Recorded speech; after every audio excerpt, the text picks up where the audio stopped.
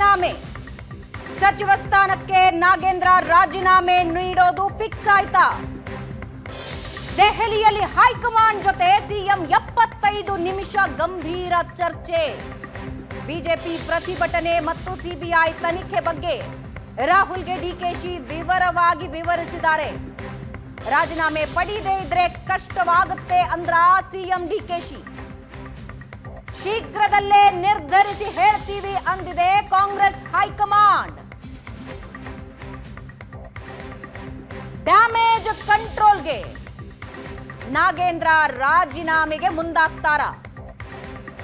ರಾಜೀನಾಮೆ ಪಡೆಯೋದೇ ಆದ್ರೆ ನಾಗೇಂದ್ರಗೆ ಮಂತ್ರಿ ಮಾಡಿದ್ಯಾಕೆ?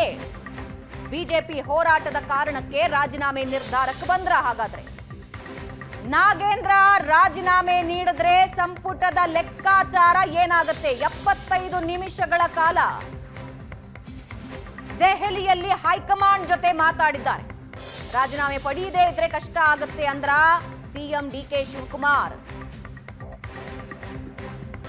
ಡ್ಯಾಮೇಜ್ ಕಂಟ್ರೋಲ್ಗೆ ನಾಗೇಂದ್ರ ರಾಜೀನಾಮೆಗೆ ಮುಂದಾಗ್ತಾರ? ಹೈಕಮಾಂಡ್ ಜೊತೆಗಿನ 75 ನಿಮಿಷಗಳ ಕಾಲದ ಚರ್ಚೆಯಲ್ಲಿ ವಿವರಿಸಿದ್ದಾರೆ ಯಾಕೆ ರಾಜೀನಾಮೆ ಪಡಿಬೇಕು.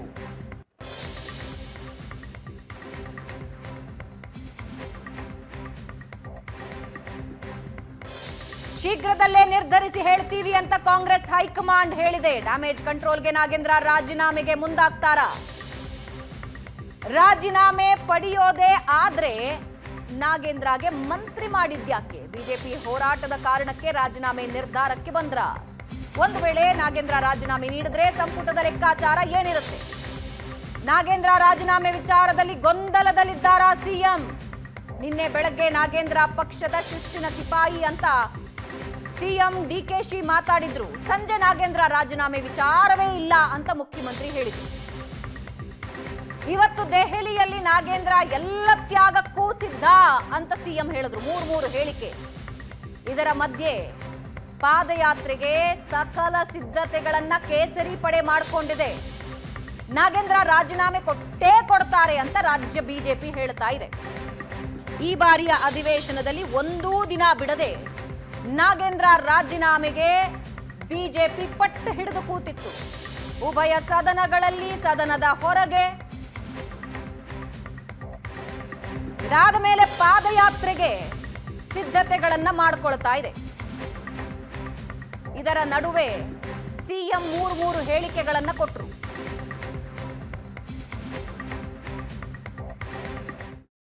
ಪಕ್ಷದಲ್ಲಿ ಯಾರು ಶಾಸಕರು, ಮಂತ್ರಿ ಇರ್ಬೋದು, ಎಲ್ಲರೂ ಕೂಡ ಪಕ್ಷದ ಶಿಸ್ತಿನ ಸಿಪಾಯಿಗಳು. All those who are in the party, either is a worker or MLA or a minister, all of them are very discipline soldier of the party. That is what I can tell. ಪಾಪ ನಾಗೇಂದ್ರ ಯಾವತ್ತೂ ಕೂಡ ಪಕ್ಷದ ವಿಚಾರದಲ್ಲಿ ಹಿಂದೆ 2 ವರ್ಷ ಹಿಂದೆನೆ ಕೂಡ ನಮ್ಮ ಒತ್ತಡಕ್ಕೆ ನಾವೇ ಆತನ ಕೈಲಿ ರೆಸಿಗ್ನೇಷನ್ ತೆಗೆದುಕೊಂಡಿದ್ದು. ಯಾವತ್ತೂ ಕೂಡ ಪಕ್ಷದ ಒಬ್ಬ ಶಿಸ್ತಿನ ಸಿಪಾಯಿ. ಅವರ ನಾಯಕತ್ವದಲ್ಲಿ ನಮಗೆ ಅಪಾರವಾದಂತಹ ವಿಶ್ವಾಸ ಇದೆ. ನೋಡೋಣ, ಈಗ ಸದ್ಯಕ್ಕೆ ಯಾವ ತರದ ಅಂತದ್ದು ಏನೂ ಇಲ್ಲ. ನಮ್ಮ ಪಕ್ಷಕ್ಕೆ ಏನೇನು ಬೇಕೋ ಎಲ್ಲ ಚರ್ಚೆ ಮಾಡಿರ್ತೀನಿ. ಅವರು ಪಾರ್ಟಿಗೆ ವೆರಿ ಲಾಯಲ್ ಕಾಂಗ್ರೆಸ್ ಲೀಡರ್. ನಮ್ಮ ಪಕ್ಷಕ್ಕೆ ಆತ ಒಂದು ದೊಡ್ಡ ಆಸ್ತಿ. 4 ಬಾರಿ ಅಸೆಂಬ್ಲಿ ಗೆದ್ದಿದ್ದಾರೆ. ಅವ್ರದ್ದೇನು ತಪ್ಪಿಲ್ಲ ಅನ್ನೋದು ನಮಗೆಲ್ಲ ಗೊತ್ತಿದೆ. ಆದರೆ ಬಿಜೆಪಿಯವರು ರಾಜಕಾರಣ ಮಾಡ್ತಾ ಇದ್ದಾರೆ. ಪಕ್ಷದ ಹಿತಕ್ಕೆ ಎಲ್ಲದಕ್ಕೂ ತ್ಯಾಗ ಕೂಡ ಅವರು ಸಿದ್ಧರಾಗಿದ್ದಾರೆ.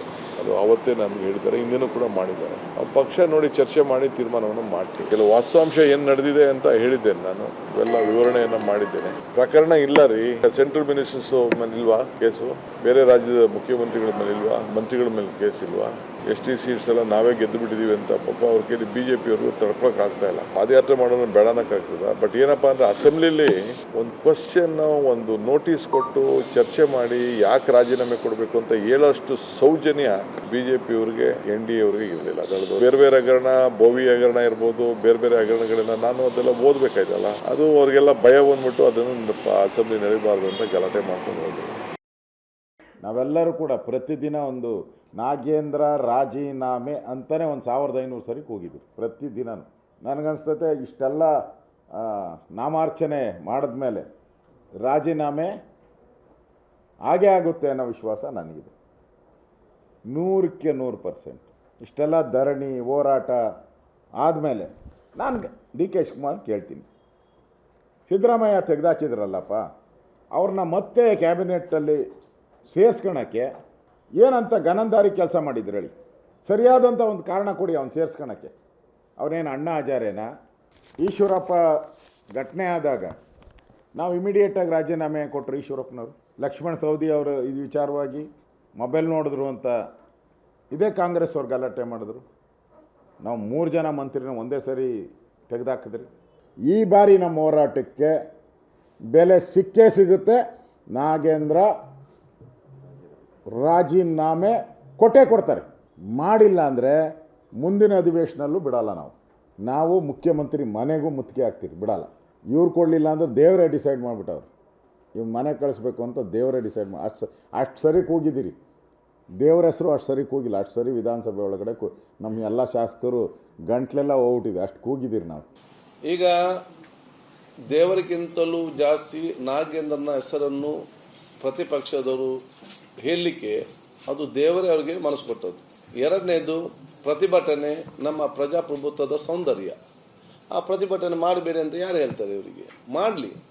ಅದು ವಿಧಾನಸಭೆಯನ್ನು ರಾಜಕೀಯದ ಪ್ರತಿಭಟನೆ ವೇದಿಕೆಯನ್ನಾಗಿ ಮಾಡಿದ್ದು ತಪ್ಪು. ಅದು ಜನ ಕ್ಷಮಿಸುವುದಿಲ್ಲ. ಬರೇ ಸಮಯವನ್ನು ಹಾಳು ಮಾಡಿದ್ದು ಮಾತ್ರ ಅಲ್ಲದೆ ಇದರಿಂದ ಯಾರಿಗೆ ಪ್ರಯೋಜನ ಆಗಿದೆ? ಅದಕ್ಕಾಗಿ ಬಿಜೆಪಿಯವರು ಅಧಿವೇಶನ ನಡೆಸದೆ ಸಾಮಾಜಿಕವಾದ ವಂಚನೆ ಈ ರಾಜ್ಯದ ಜನತೆಗೆ ಇವತ್ತು ಮಾಡಿದ್ದಾರೆ. ಇನ್ನು ಹೊರಗಡೆ 500 ಅಲ್ಲ 1,000 ಕಿಲೋಮೀಟರ್ ಪಾದಯಾತ್ರೆ ಆಗಲಿ, ಆರೋಗ್ಯಕ್ಕೆ ಪೂರ ಹೆಚ್ಚು ಕಮ್ಮಿ ಆದರೆ ಕಂಪ್ಲೀಟ್ ಇವರ ವ್ಯವಸ್ಥೆ ನಾನು ಆರೋಗ್ಯ ಇಲಾಖೆ ನೋಡಿಕೊಳ್ತೇವೆ. ನಾಗೇಂದ್ರ ಅವರು ರಾಜೀನಾಮೆ ಕೊಡ್ತಾರೋ ನಾಳೆ ರಾಜೀನಾಮೆ ಕೊಡ್ತಾರೋ ನನಗಂತೂ ಗೊತ್ತಿಲ್ಲ. ಯಾವ ನಾಗೇಂದ್ರ ವಾಲ್ಮೀಕಿ ಅಭಿವೃದ್ಧಿ ನಿಗಮದ ಹಣವನ್ನ ಲೂಟಿ ಮಾಡಿರುವಂತ ಈ ಹಗರಣದಲ್ಲಿ ಇಡೀ ಚಾರ್ಜ್ ಶೀಟ್ ಅಲ್ಲೂ ಕೂಡ ಅವ್ರ ಹೆಸರು ಉಲ್ಲೇಖ ಆಗಿದೆ. ಚಂದ್ರಶೇಖರ್ ಅವರ ಡೆತ್ ನೋಟ್ ಅಲ್ಲೂ ಕೂಡ ತೆಲಂಗಾಣ ರಾಜ್ಯಕ್ಕೆ ವರ್ಗಾವಣೆ ಮಾಡಿದ್ದೇವೆ ಅನ್ನೋದನ್ನ ಉಲ್ಲೇಖ ಮಾಡಿದ್ದಾರೆ ಡೆತ್ ನೋಟ್ ಅಲ್ಲಿ. ನಾಗೇಂದ್ರ ಅವರು ತನಿಖೆ ಏನಿಗೆ ನಡೀತಾ ಇದೆ, ಅವರು ನಿರಪರಾಧಿ ಅಂತ ಹೇಳಿ ರುಜುವಾತಾದ್ರೆ ಆಮೇಲೆ ಅವ್ರನ್ನ ಮುಖ್ಯಮಂತ್ರಿನೇ ಮಾಡ್ಕೊಳ್ಳಿ. ಡಿ.ಕೆ. ಶಿವಕುಮಾರ್ ಅವ್ರಿಗೂ ಕೂಡ ಹೇಳ್ತಾನೆ, ಅವರು ಪ್ರಾಮಾಣಿಕರು ಅಂತೇಳಿ ಏನಾರ ಪ್ರೂವ್ ಆದ್ರೆ ಅವ್ರು ಮುಖ್ಯಮಂತ್ರಿ ಮಾಡ್ಲೇಬೇಕಾದ್ರೆ ಮಂತ್ರಿ ಎಲ್ಲ ಮುಖ್ಯಮಂತ್ರಿ ಮಾಡ್ಲಿ. ದಲಿತರ ಅಭಿವೃದ್ಧಿಗೆ ಮೀಸಲಿಟ್ಟಿರ್ತಕ್ಕಂಥ ಹಣವನ್ನ ಕೊಳ್ಳೆ ಹೊಡೆದಿರುವಂತಹ ಕಾಂಗ್ರೆಸ್ನವರು ಯಾವುದೇ ಕಾರಣಕ್ಕಿಂತ ಭ್ರಷ್ಟರನ್ನ ಮುಂದುವರಿಸಬಾರದು. ಕ್ಯಾಬಿನೆಟ್ ಇಂದ ತತ್ಕ್ಷಣ ಕೈ ಬಿಡಬೇಕು. ರಾಜ್ಯದ ಜ್ವಲಂತ ಸಮಸ್ಯೆಗಳ ಬಗ್ಗೆ ಚರ್ಚೆ ಆಗಬೇಕು. ರಾಜೀನಾಮೆ ತೆಗೆದುಕೊಳ್ಳಪ್ಪ ಅಂತೇಳಿ ಮುಖ್ಯಮಂತ್ರಿಗೆ ಹೇಳಿದ್ರೆ ಅಧಿಕಾರದ ಮದದಿಂದ ಇವತ್ತೇನು ಕಾಂಗ್ರೆಸ್ ಸರ್ಕಾರ ನಡೆದುಕೊಳ್ತಾ ಇದ್ದಾರೆ. ಈ ಮದವನ್ನ ಇಳಿಸ್ತಕ್ಕಂಥ ಶಕ್ತಿ ಇವತ್ತು ಭಾರತೀಯ ಜನತಾ ಪಾರ್ಟಿಗಿದೆ. ಇವತ್ತು ಮತ್ತೊಮ್ಮೆ ಎಚ್ಚರಿಕೆಯನ್ನು ಕೊಡ್ತಾ ಇದ್ದೇನೆ ಮಾನ್ಯ ಮುಖ್ಯಮಂತ್ರಿಗಳಿಗೆ. ಸದನದಲ್ಲಿ ನಾವು ಹೋರಾಟ ಮಾಡ್ತಾ ಇದ್ರೆ ಗುಂಡಾಗಳು ಅಂತ ಹೇಳ್ತೀರಾ ನೀವು ನಮಗೆ? ನಾಗೇಂದ್ರ ಇದು ಸಣ್ಣ ಮೀನು ಮಾತ್ರ, ಬಹಳ ಸಣ್ಣ ಮೀನು. ಇವರು ಹೋರಾಟವನ್ನ ಮುಂದುವರಿಸ್ತೇವೆ.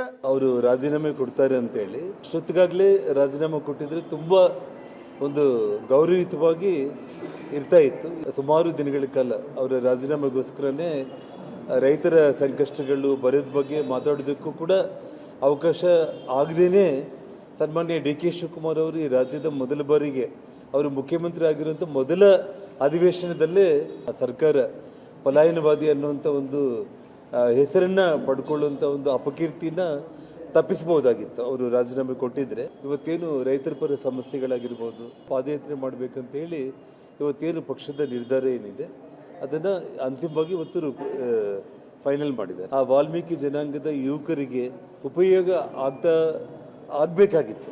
ಅದನ್ನು ಇವತ್ತು ದುರುಪಯೋಗ ಮಾಡಿಕೊಂಡಿರೋ ಕಾರಣ ಅವರು ರಾಜೀನಾಮೆ ಕೊಡಲೇಬೇಕನ್ನುವಂಥದ್ದು. ಬಿಜೆಪಿ ನಾಯಕರು ಹೇಳ್ತಾ ಇದ್ದಾರೆ ರಾಜೀನಾಮೆ ಕೊಡಲೇಬೇಕು, ಕೊಡ್ತಾರೆ ಅಂತ.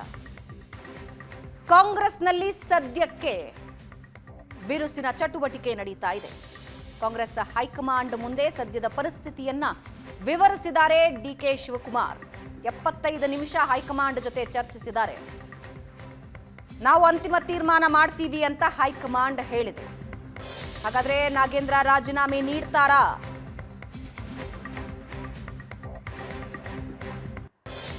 ನಾಗೇಂದ್ರ ರಾಜೀನಾಮೆಯ ನಂತರ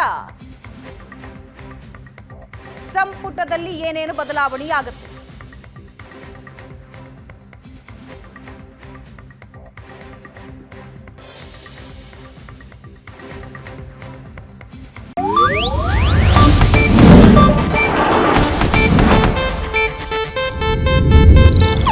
ಇದು ಏಷ್ಯಾನೆಟ್ ನ್ಯೂಸ್ ನೆಟ್ವರ್ಕ್ ಪ್ರಸ್ತುತಿ.